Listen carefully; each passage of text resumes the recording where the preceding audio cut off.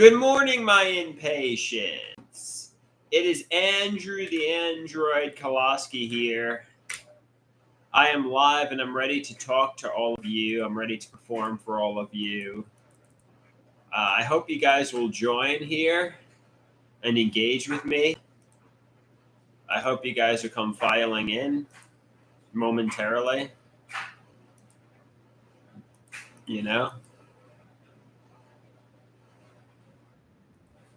Because that's what I hope. That's what I hope.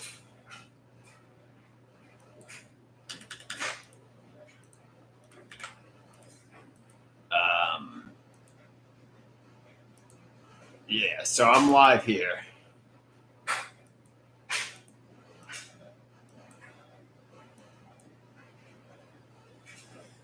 All right, we got one impatient here. To be perfectly honest with you, I don't really have any major plans for the day yet again. I don't really know what to do, where to go.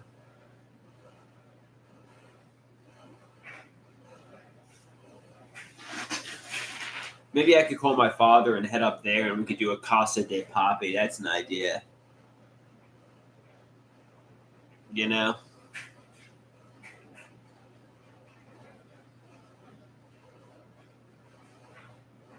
Peter says, do a dryer bit. That's a start. Yeah, Peter, I guess so.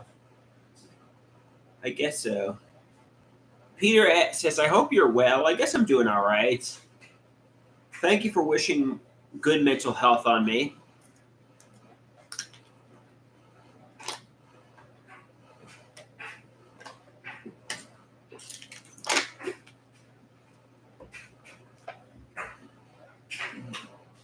All right.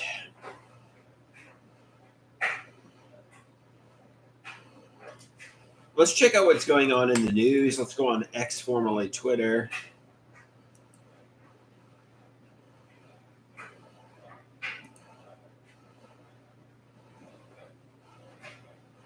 Burner wants me to do a dance to start the stream. Yeah, I guess we got a little dance.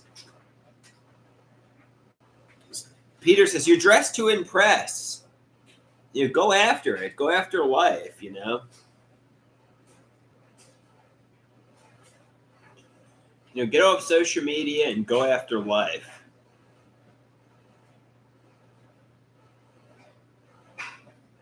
You know?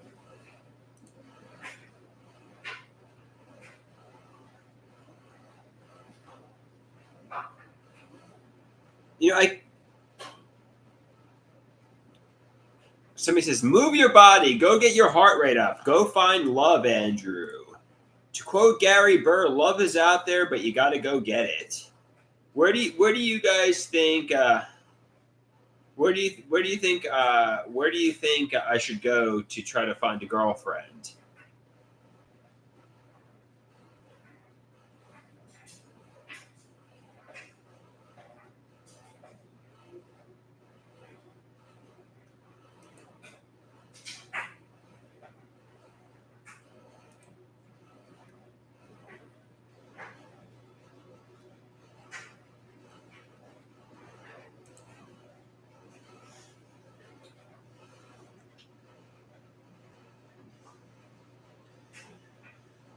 Oh, I feel like there's somebody who has their finger on the button.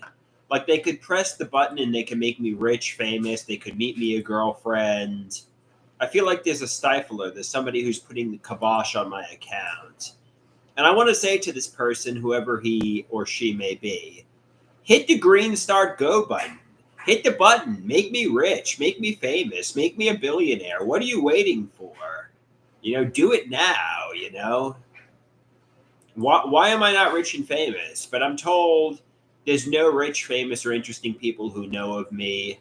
Nobody's stifling me. I'm an anonymity. I'm a complete unknown. You know, there's nobody out there who's watching me. Somebody says, why do I feel entitled to riches and fame? Because I feel like my artwork shines so brightly that it practically glistens. I feel like I should be rich from my artwork and my videos and my social media content. That's really what I feel.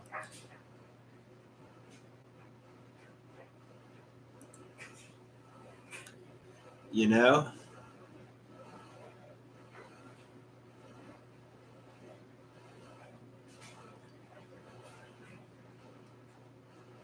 But I'm told, there's no rich, famous, or interesting people who know of me, and realize I'm a complete unknown. Somebody says, your artwork looks like a disturbed elementary school kid drew them. They're not your ticket to riches and fame.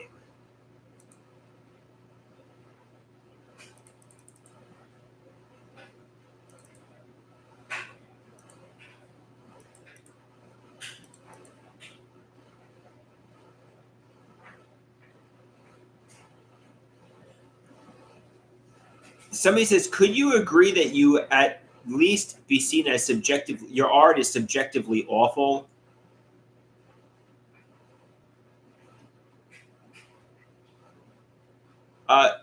Rusty asks, why did you purposely mess up the song that I wanted you to do yesterday? What song did you want me to do yesterday, Rusty? Chubba Wubba, I get knocked down, I get up again, that one? I don't even remember, Rusty, to be honest. I don't even remember. I could do it now. No, Rusty says his friend wanted me to do Chubba Wumba. Which one did you want me to do?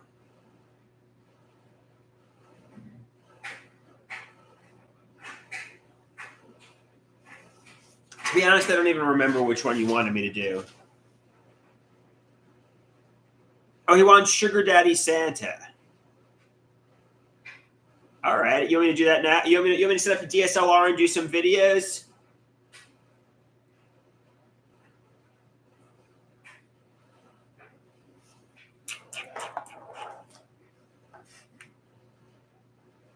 So some people want me to set up the DSLR and do some videos here. Yes.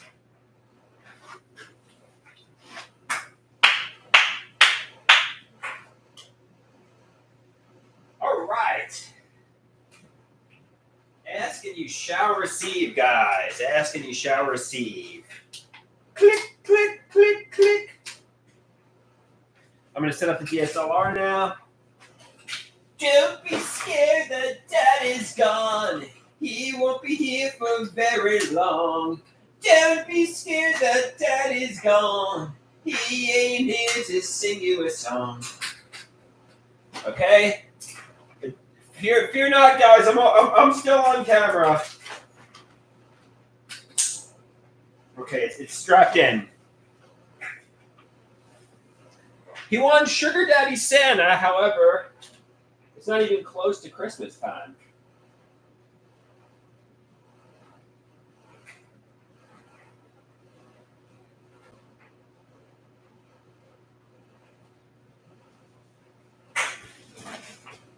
I got to cater to the needs of a wealthy, attractive, older woman. Cater to the needs of a wealthy, attractive, older woman. Let's see if I'm centered. Hey, Ugg Hunter, how are you doing? How are you doing, Ugg Hunter?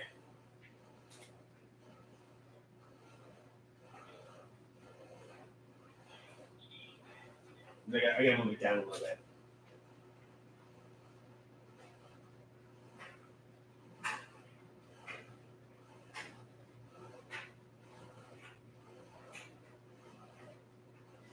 All right. Come on, get perfect. Okay, that should be good.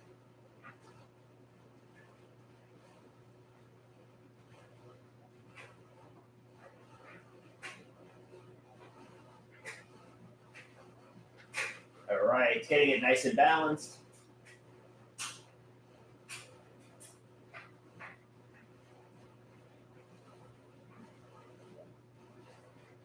Imbalance.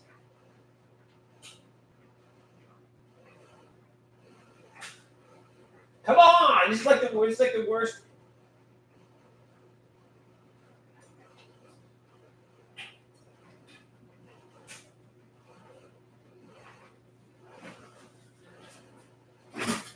have time to get the microphone?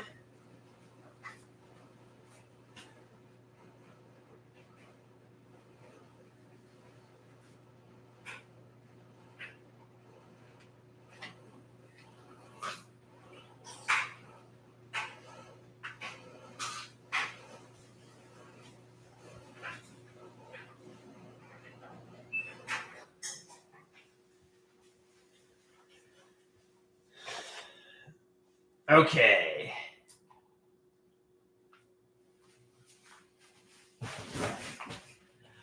I went on a dating app looking for a wealthy, attractive older woman. Somebody who was like my mother. I don't know. First he wants Sugar Daddy Santa.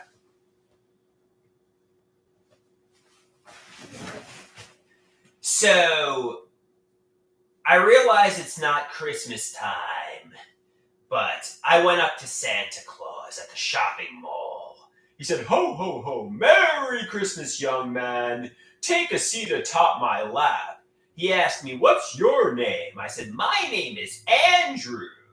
He asked, "What's your wish for Christmas this year?" I said, "I want a sugar daddy who will pay for everything. I want a sugar daddy who will make me really sing.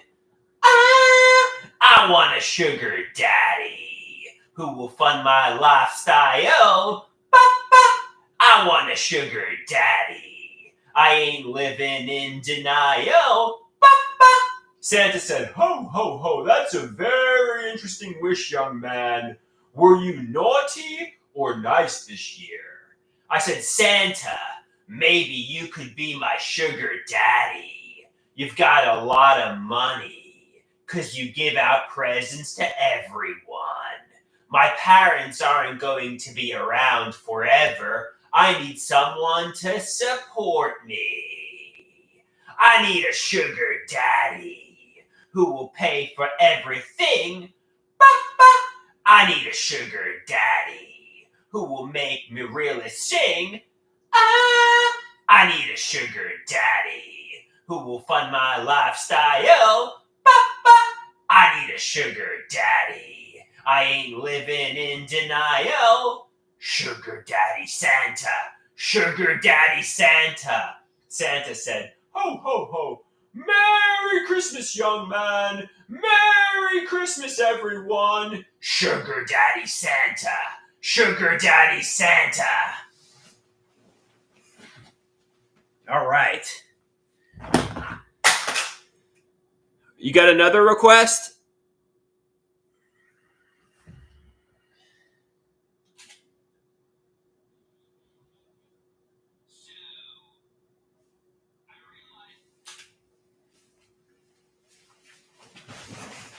So, some people say this is my casting couch. Some people say this couch comes from people who create spicy content. Well, I'm here to tell you this is actually the incel couch. You see, I get no women. I get no ladies. This is the involuntarily celibate couch. This is the couch of celibacy. I've sat on this couch for days, weeks, months, years, all day, every day, frustrated, alone, daydreaming. Wouldn't it be nice to have a girlfriend? But if anybody thinks this is like a spicy content couch, if anybody thinks, this is a romance couch, that ain't so. On the contrary, it's the celibacy couch. So, that's something to keep in mind.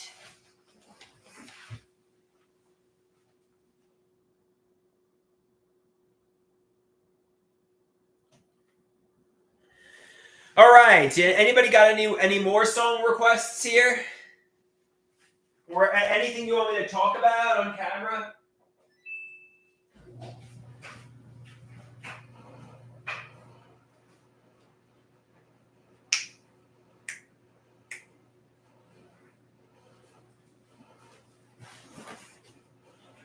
I'm an attractive young man, and I go looking for a wealthy older woman. I have no money, and this woman is a billionaire, but she's 20 years older than me. And I have to cater to the needs of a wealthy, attractive, older woman. Gotta cater to the needs of a wealthy, attractive, older woman. I'm using this woman for her wealth. I'm using this woman for her financial status in life. And let's call a spade a spade. She's using me for my good looks. She's using me for my appearance. And I gotta cater to the needs of a wealthy, attractive, older woman. Cater to the needs of a wealthy, attractive, older woman. But I can't help but feel she's using me. I can't help but feel she doesn't truly love me. She just likes me for my body. But then again, I guess I know what I'm getting myself into. Because if it wasn't for her, I'd be in poverty. I'd be eating the worst trash imaginable. I'd be starving and possibly homeless. But unfortunately, I gotta get used and cater to the needs of a wealthy, attractive, older woman. I gotta cater to the needs of a wealthy, attractive, older woman. This woman is using me. This woman is bullying me in a way. She doesn't truly love me.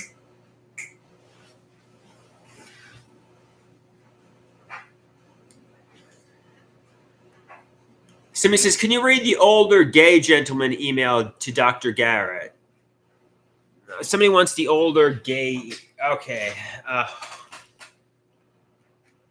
Somebody wants the Dr. Garrett email, the older man.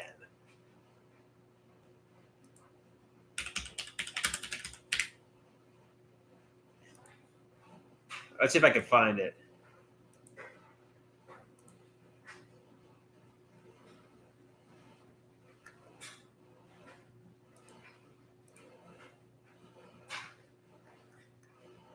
No.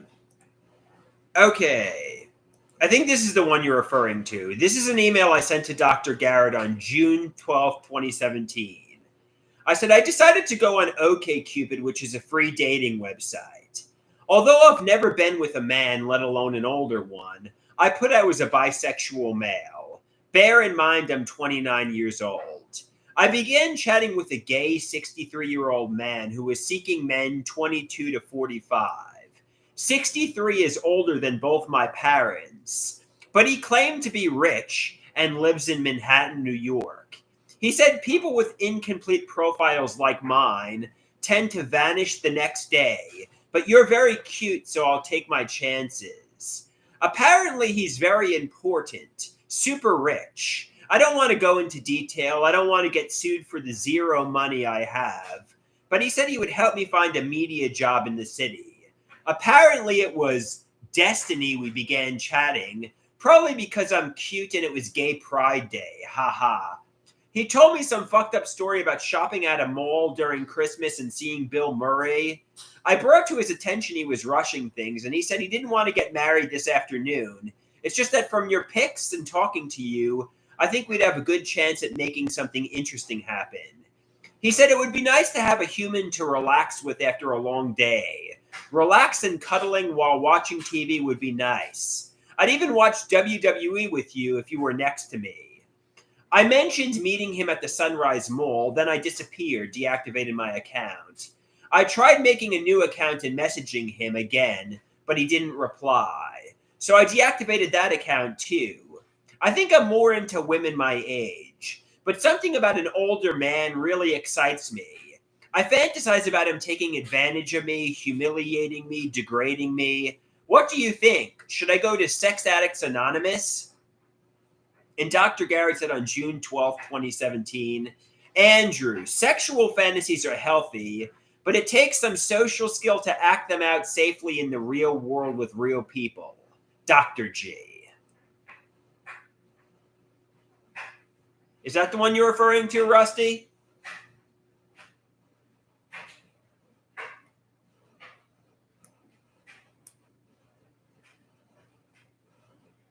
Sleeve says, that's a banger. That's a good email. Should I read that one on camera? Should I read that one on camera or no?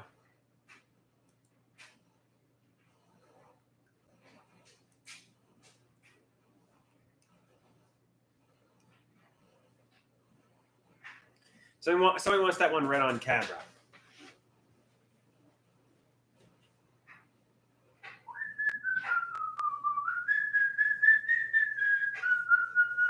All right. Somebody wants me to read that gay 60.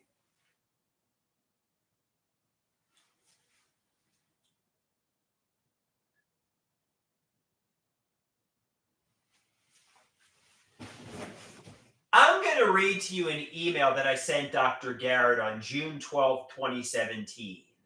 I decided to go on OkCupid, which is a free dating website. Although I've never been with a man, let alone an older one, I put I was a bisexual male. Bear in mind I'm 29 years old. I began chatting with a gay 63-year-old man who was seeking men 22 to 45.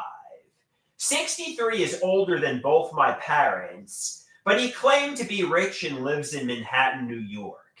He said people with incomplete profiles like mine tend to vanish the next day, but you're very cute, so I'll take my chances. Apparently, he's very important, super rich. I don't want to go into detail. I don't want to get sued for the zero money I have, but he said he would help me find a media job in the city. Apparently, it was destiny we began chatting, probably because I'm cute and it was Gay Pride Day. Haha. He told me some fucked up story about shopping in the mall at Christmas time and seeing Bill Murray. I brought to his attention he was rushing things. He said he didn't want to get married this afternoon. It's just from your pics and talking to you, I think we had a good chance at making something interesting happen. He said it would be nice to have a human to just relax with after a long day. Relax and cuddling while watching TV would be a nice thing. I'd even watch WWE if you were next to me. I mentioned meeting him at the Sunrise Mall, then I disappeared, deactivated my account. I tried making a new account and messaging him again, but he didn't reply, so I deactivated that account too. I think I'm more into women my age, but something about an older man really excites me. I fantasize about him taking advantage of me, humiliating me, degrading me. What do you think? Should I go to Sex Addicts Anonymous? And Dr. Garrett said on June 12th, 2017, Andrew, sexual fantasies are healthy, but it takes some social skill to act them out safely in the real world with real people. Dr. G. Okay. So do you want me to read the dog one from yesterday? You want me to read the dog one from yesterday too? The dog sin?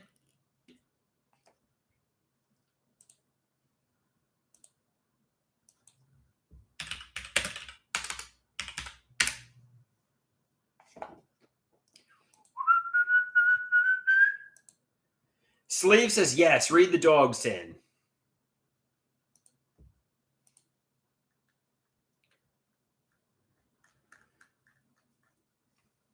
Okay. I'm going to censor. Should I read this one? Should I censor this one? Because it's very vulgar.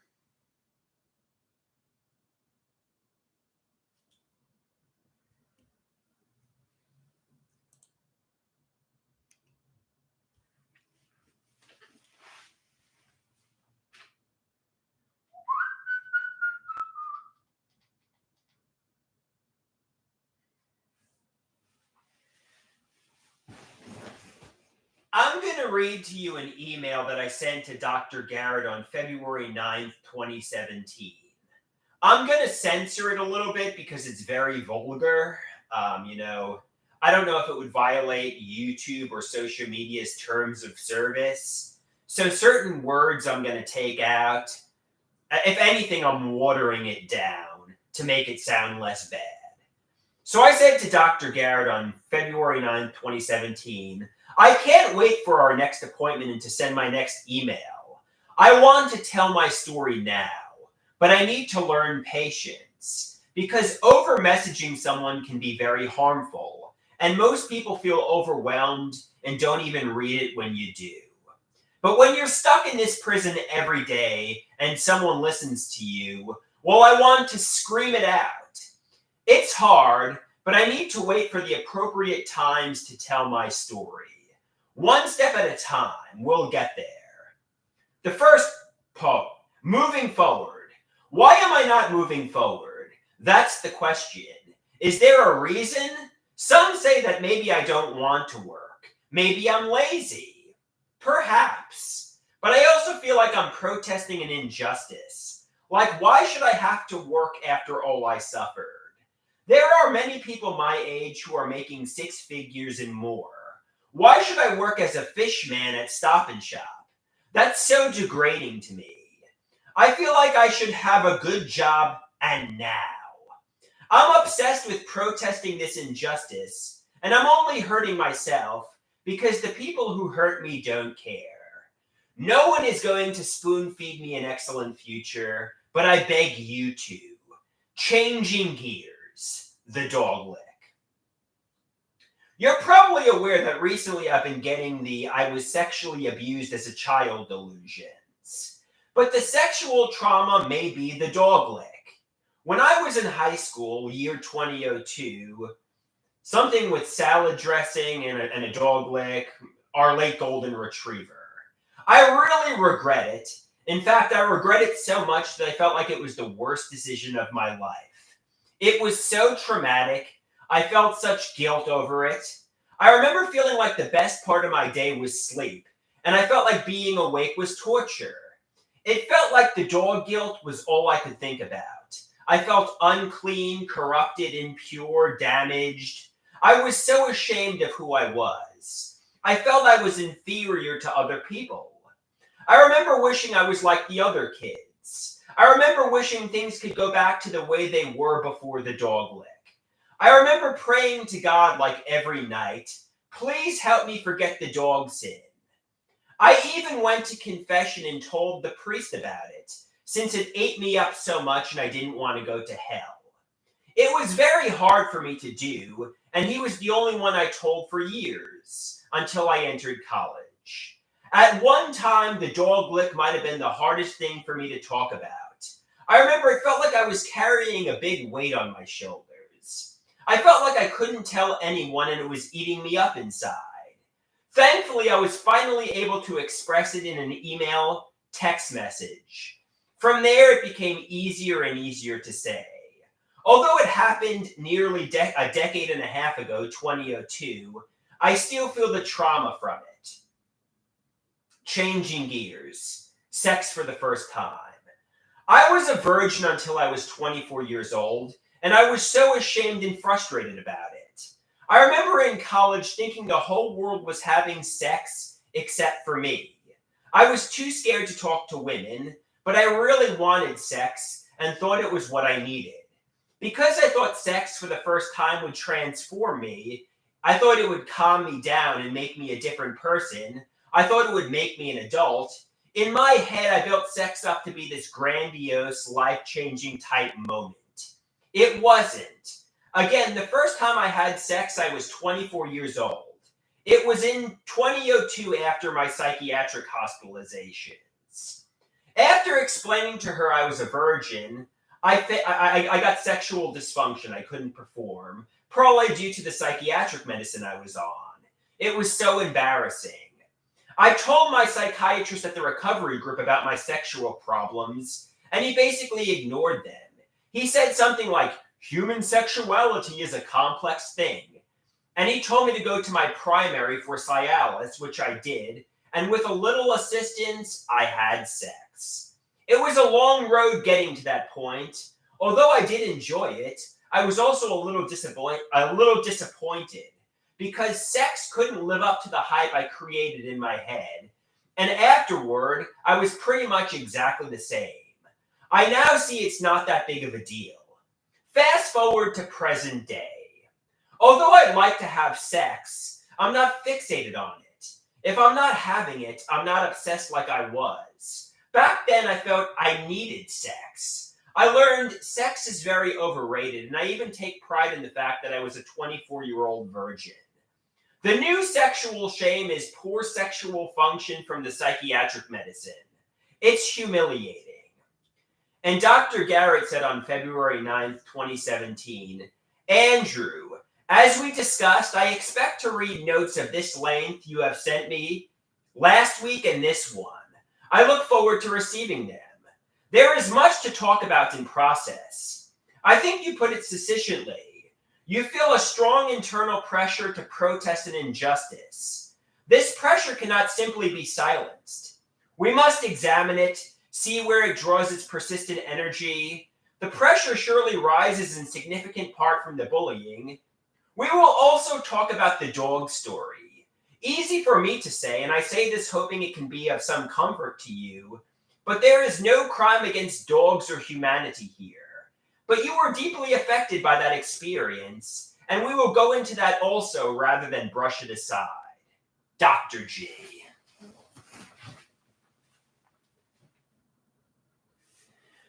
Okay.